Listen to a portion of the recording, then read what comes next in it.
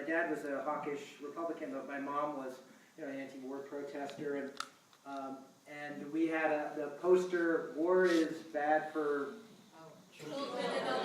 Yeah, we have that, and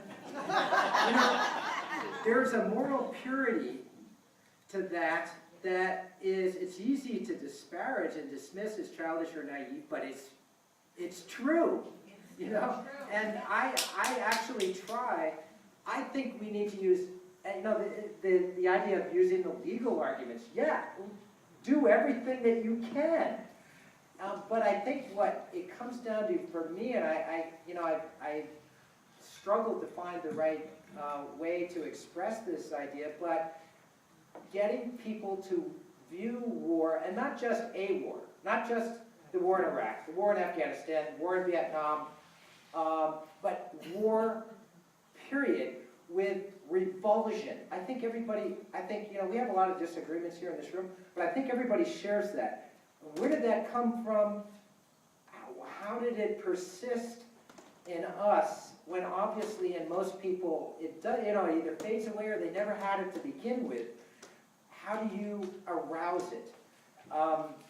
And this is kind of a marketing PR issue, actually. You're trying to sell the idea of peace to people, and I try to use anything I can.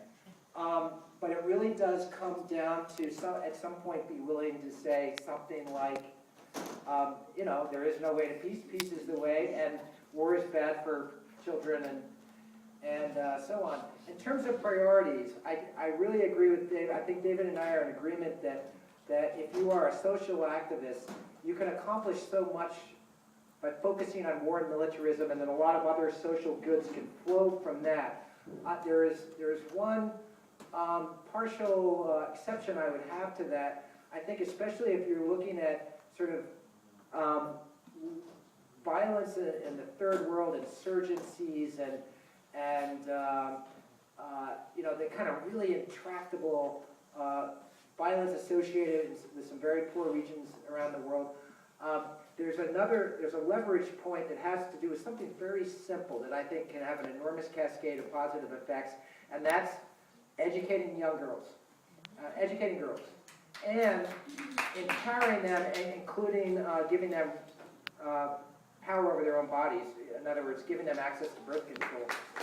And not only is this something that is morally right in itself, it triggers, and there's been a big scientific literature on this, it triggers a whole wave of positive social effects, suppresses the birth rate. Very high birth rates are associated with overpopulation, and in spite of what I said about resource scarcity before, it's just not a good thing to have a population growing too rapidly, especially in very poor regions. You get more women going into the workforce, more women going into politics.